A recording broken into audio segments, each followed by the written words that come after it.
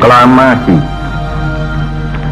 kami, bangsa Indonesia, dengan ini menyatakan kemerdekaan Indonesia.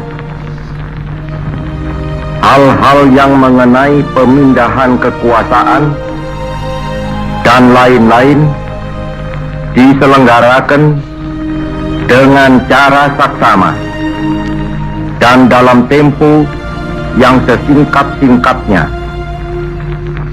Jakarta, 17 Agustus 1945, atas nama bangsa Indonesia, Soekarno, Hatta.